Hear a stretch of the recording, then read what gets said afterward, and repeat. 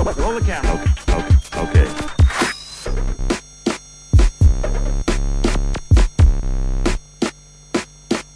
Scene 1, take 1.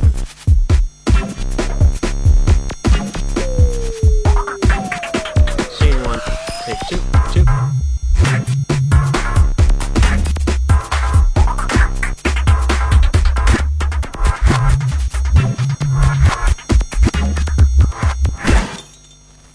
Kia ora. Welcome to K4's Chaotic News. I'm Riley. And I'm Danny. Today on K4's Chaotic News, a new crime wave is sweeping the country in the form of woolen graffiti. Scientists have invented an invisibility cloak. We can help them find it and the latest in weather around the country. But first, a story that will turn your world upside down. If you think the world is getting more and more upside down and topsy-turvy, it turns out you're right. Builders in Germany have built an upside-down house, and before you think they may have read the plans upside down, they did it on purpose. The wacky abode was built as a tourist attraction, as well as being a comment on the state of the world. The house is 23 feet tall and rests on the point of its roof, supported by steel beams in the attic. Inside the house there are beds screwed to the ceiling, upside-down wardrobes, an upside-down kitchen, and even an upturned bathroom. Though it's not known if anyone has tried to have a bath in it or go to the toilet, normally a house like this would take about 3 weeks to build. This one took workers over 4 months because they keep getting disorientated by the strange angles of the walls. Many tourists visiting the house complain of mild seasickness and dizziness after just a few minutes inside. We go now over to our reporter Michaela, who was in the house with the homeowner. How are you feeling, Michaela? Thanks, Ry. I'm here with the owner of the house, Emery, and I'm feeling fantastic. So what made you decide to build this house upside down? I think it was the fact that I had this crazy dream, right? And it was my house upside down. So it looked really cool, so I did it. And I thought it looked great. What comment do you feel the house makes on the state of the world? I think it's a beautiful landmark, and I hope that others around the street will do the same thing and put their houses upside down because it looks cool. And I think that, well, I hope that we become famous. What are some of the challenges of living in a house that's upside down? I think it's the fact that every time I have cereal, it just goes upside down, and the milk, it just goes everywhere, and I go to work and they're just like and staring at me, and I'm like, it was an accident. Are you planning on making anything else as crazy as this house? Well, I'm working on something now. It's complicated, you see, it's quite crazy, and well, I can't really tell you because I think it will be more effective if you look at it when it comes out. Well, thank you so much for joining us. I'm Michaela from the K4 Chaotic News. Back to you, Danny, in the studio. Thanks, Michaela. Even watching that makes me feel queasy. And now for a story that is truly out of sight. Look out, Harry Potter. The world of science is catching up to the world of magic. Scientists in Europe have created a 3D invisibility cloak which can hide objects by bending light waves, using special tiny crystals all stacked together that look like tiny piles of wood.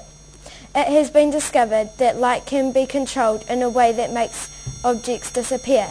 So far, scientists have succeeded in making small objects such as coins disappear, but hope that won't be long before they are hiding cars, planes, and even people. People have always dreamed of making themselves invisible. One top scientist says the possibilities are endless, and we are all very excited. Unfortunately, since inventing the invisibility cloak, the scientists have been having trouble finding it. As soon as we put it down somewhere, it just disappears. The inventor of the cloak said, "It appears they are having trouble finding other things too, like their lunch, which they think may be underneath the cloak." What will this invention actually be used for? Hoping to see through the reasons behind the invisibility cloak, Here is our on-the-spot reporter Ben with more on this story.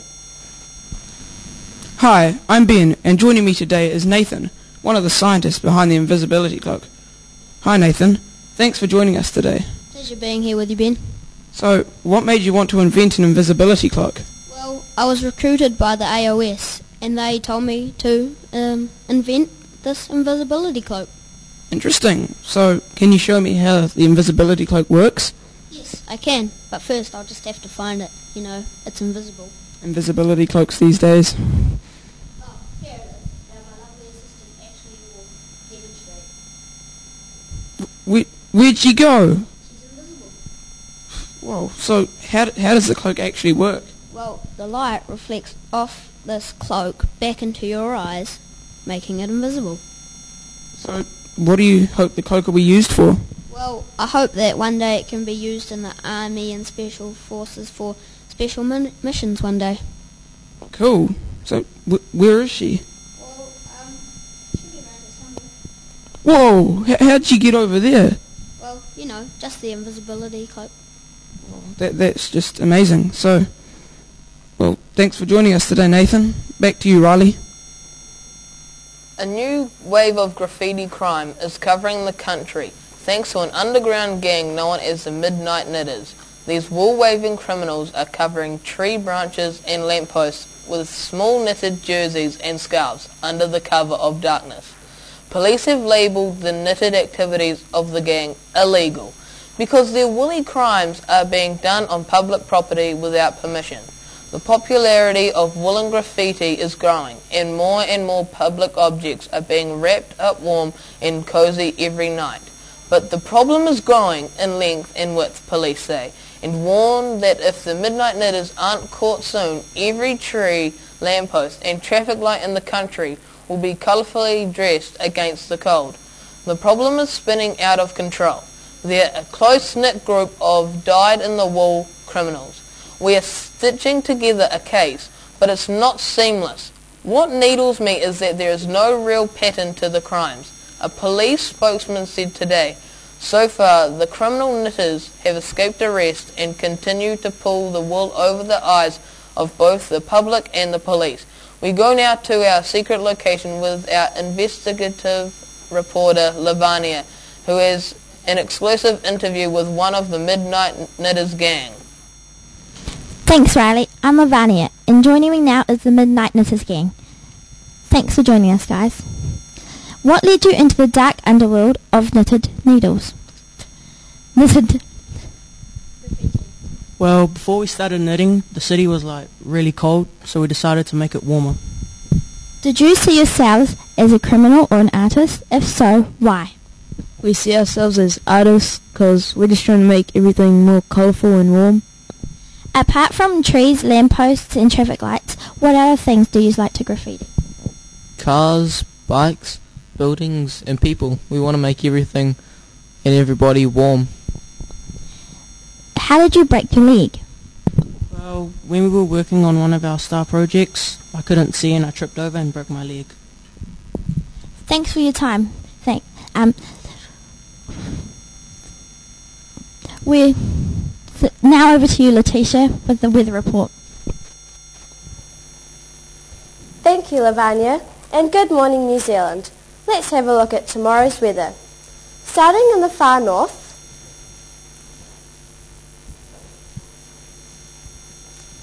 a completely unexpected tropical storm in the Kaitaia with some pretty flash flooding and raindrops as big as your head. If you're going outside, wear a hat.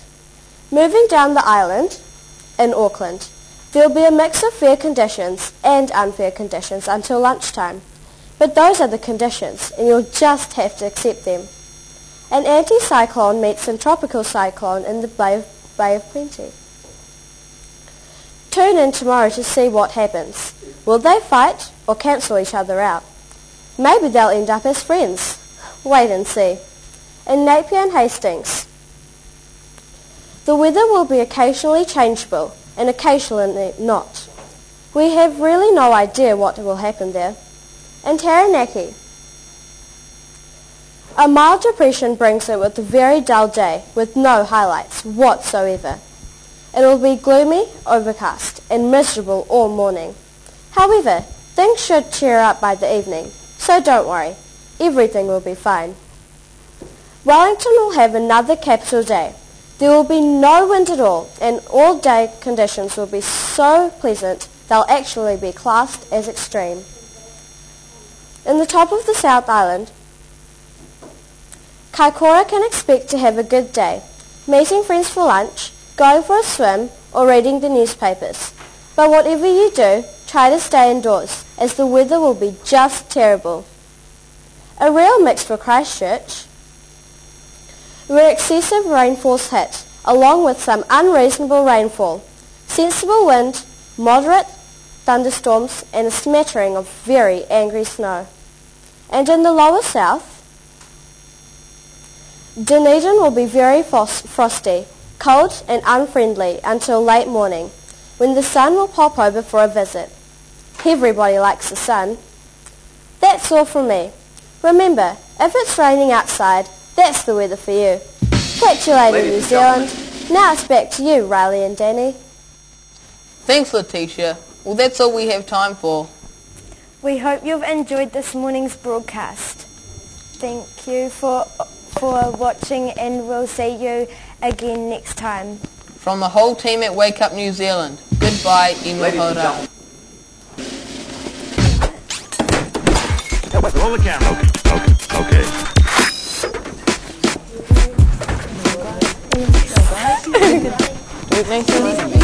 Yeah, you're like joking. That was so funny. Come on, let's dance. Peculiar looking gentleman. Scene 1, take 1.